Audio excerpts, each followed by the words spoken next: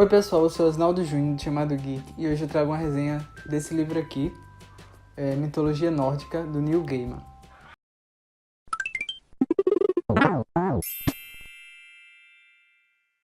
Então, sem enrolações, direto pro livro. Então, aqui no livro, logo no início, o Neil Gaiman, ele faz uma breve apresentação sobre como ele se apaixonou pela mitologia nórdica e os meios que fizeram com que ele escrevesse esse livro.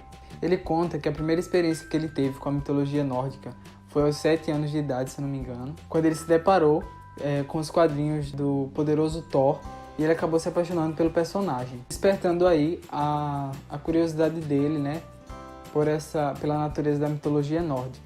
Então ele começou a fazer pesquisas e ele descobriu que em algumas narrativas as histórias mudavam em alguns aspectos, mesmo que sutis, como por exemplo, Thor, ele não era um deus conhecido pela esperteza, e Loki, ou Luke, não sei bem como é que se pronuncia, ele não era mau, mas também ele não agia em prol do bem.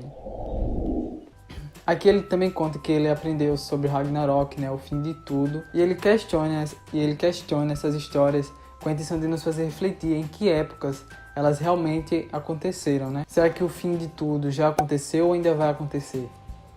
Então, depois de bastantes pesquisas, ele tentou recontar esses mitos o mais próximo possível dos originais, né? Então aqui ele descreve as características particulares de 3 personagens, que é Thor, Odin e Loki. E eles sempre estão presentes nas histórias aqui do livro. E na verdade vamos conhecer mais detalhadamente sobre a vida deles. Porém, muitos outros deuses, gigantes e trolls nos serão apresentados no decorrer das histórias.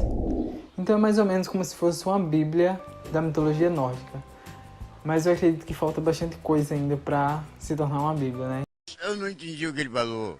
Eu digo assim que parece uma bíblia porque conta o início de tudo, sabe? A criação dos seres e dos mundos. Depois várias aventuras são contadas e acontecimentos que foram responsáveis pela existência de algumas coisas. Como, por exemplo, o martelo de Thor, o hidromel da poesia, que transforma qualquer um que beber esse mel em um ser sábio, sabe? Uma pessoa muito sábia. O Neil Gaiman, ele nos faz viajar em várias aventuras onde vai existir gigantes, a natureza daquela época, um pouco de magia, lutas, destruições, mortes e várias descobertas para quem não é um expert, eu não sei como é que se fala, mas para quem não entende muito, né, ou quase nada da mitologia nórdica. Além desse livro, eu também descobri que os anões, eles são capazes de criar qualquer coisa, gente, sério. Eles criam qualquer coisa. De acordo com as histórias, a gente consegue entender que a vida deles, né, desses povos, desses seres, desses deuses mitológicos, é muito a base da troca, né? Eles recorrem bastante aos seres mais sábios para tomarem decisões. Alguns são facilmente influenciados e a maioria eles agem pela emoção, sabe?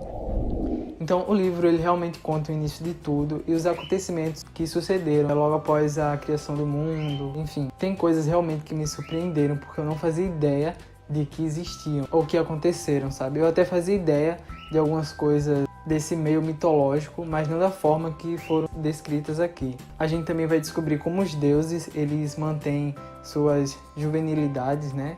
Eles nunca envelhecem. E como será o fim de tudo, o destino final, né, dos deuses, é o Ragnarok.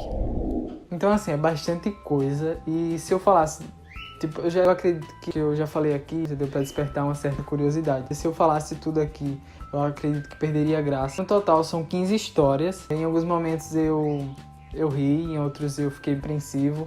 Porém, nada em exagero. É uma leitura divertida, eu achei bastante divertido. Então eu acredito que esse livro é uma boa para quem quer se aventurar pela primeira vez no mundo das mitologias nórdicas. E isso, claro, na minha opinião. Justamente porque eu acho ele um livro bem leve de se ler e bem rápido. Eu já suei aqui um pouquinho, que aqui também essa é a capa dele. A lombada. E eu achei ele um livro bem bonito, a capa é dura, né, de capa dura. E a Intrínseca realmente arrasou nessa edição. Então, pessoal, é isso. Eu espero que vocês tenham gostado do vídeo. Obrigado por ter assistido o vídeo. Deixa o like, não se esquece de se inscrever no canal. Até a próxima. Tchau!